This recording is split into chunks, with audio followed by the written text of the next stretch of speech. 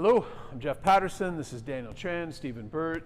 We are going to look at some variations of some combinations that we can do off of the shoulder roll.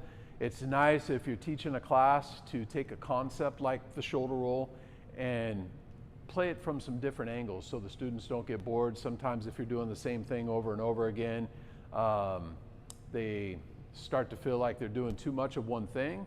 But if you disguise it and put some other things around it, different defenses, different offenses, maybe change up the angle with footwork, there's a lot of different ways that you can put it together to keep it interesting and fresh and have an exciting class with whatever you're doing. So the first one that we're going to do, if you could step aside for a second. So we're going to look at number one. We're going to go over 5 different variations on this, and I'm going to let the guys play it a little bit with a little bit of pepper. But right now I'm just going to demonstrate it. The mid holder is going to hold for the 1, 2, 3. He's going to go straight, straight, hook. And then from here, when I throw the shoulder roll, he's going to drop into a good tight shoulder roll. And notice how, if you can turn towards the camera there, please, he's not turning too far forward and exposing his kidneys. He's protecting the jaw with this side of the shoulder and this one here.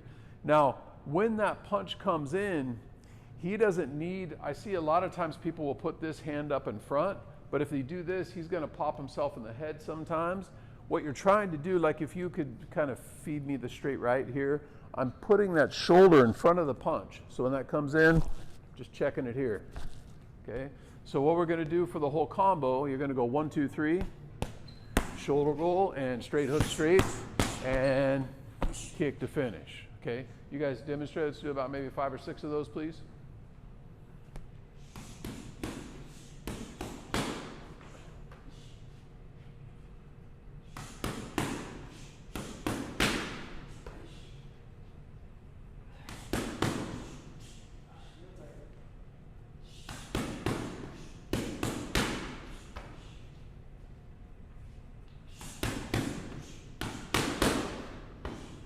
Good, so that's the first variation. Second variation, very similar. We're just going to change up the punching sequence a little bit. So from here, he's still going to start off with that 1, 2, 3. And this is another thing that maybe to make a note of that I like to do is when you're making combinations, if you're putting a workout together for some of your fighters or for a class or whatever you're doing, if I have say enough time to do 7 rounds in an hour, and that's what we're going to work out for. If I make 7 totally different combinations, if you have newer students, even intermediate and some advanced students, it's kind of hard to get into a good rhythm and really try to increase the intensity. So if you notice, the baseline of all 5 of these combinations are very similar. And that allows them to kind of get some repetition, get comfortable, sink in, and start working the mechanics and get a little bit smoother with that, rather than every round just throw something totally different at them. So again, so we're starting off the same, where he's going to go 1, 2, 3. He shoulder rolls on this one. Then I'm going to step back and hold for the overhand, left hook, straight right, and kick again. So 1, 2, 3. Yes, and so you can switch it up. When you're holding the mitts, you can go right side, left side, and just make the boxer adjust to you. Can you guys do a few, please?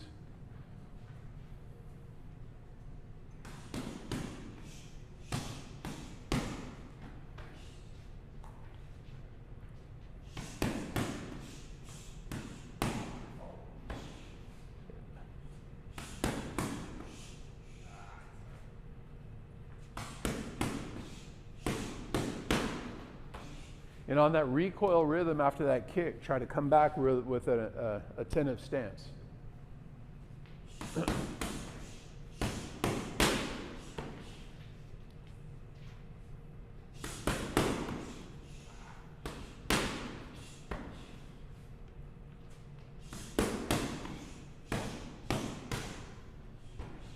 All right, next one. So again, sticking with that same theme, now on the shoulder roll, he's going to feed his 1, 2, 3, keeping with the same base. When I feed the straight right, he's going to leg kick as he shoulder rolls and then come back 1, 2, 3 and kick again. So he goes 1, 2, 3, tap, 1, 2, 3 and here. Okay, go ahead and do a few, please.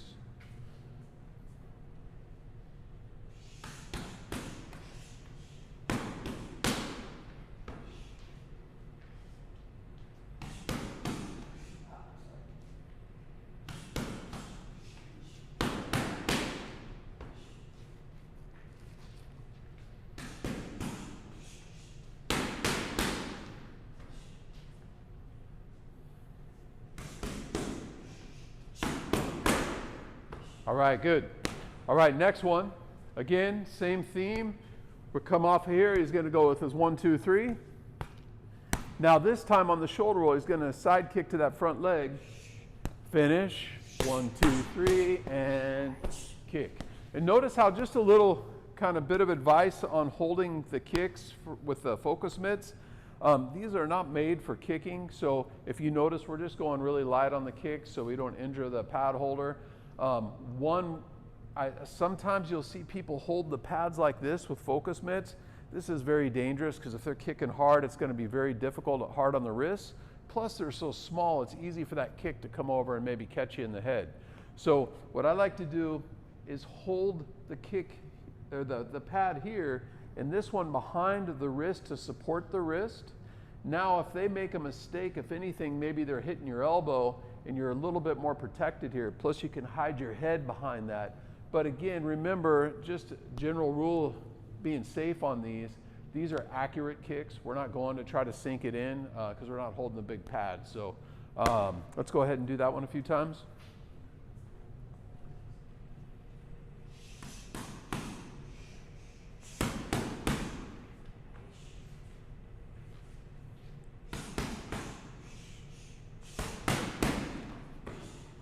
Coming back with a good attentive stance every time.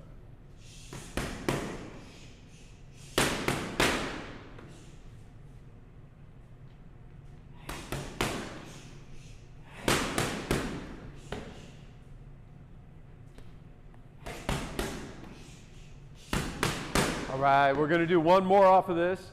Now, also, something else to kind of make a note of, which we're naturally doing here, and I've got a video that's coming out here soon that we're going to talk a little more in detail about this, but we're naturally doing this in these combinations where, say for example, he's in his guard stance and I come in with any combination I want. It doesn't matter what it is. The natural time for him to counterpunch me is right when I finish and I back up. If he fills that space before I come in, he can get an advantage there.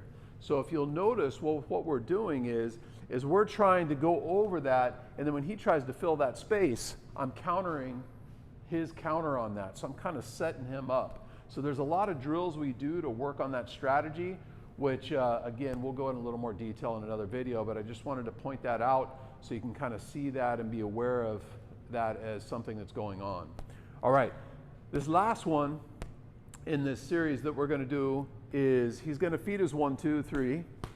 Now this would be for if I overextend on that right hand and I'm kind of leaning a little bit, he's going to step aside, come in with that spinning back kick, and then finish 1, 2, 3, and now tech.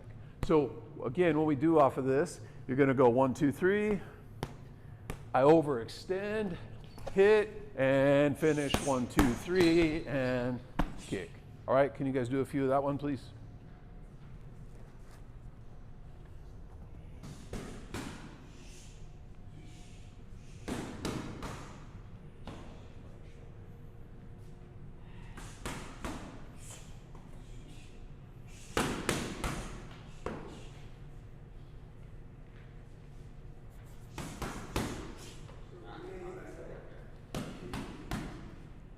All right, good. All right, thanks for watching. Hopefully you got a few useful tips out of the video. And again, stay tuned. We've got a lot more coming out for you. We're trying to put out new content every week. And we appreciate your time and look forward to seeing you in the next one.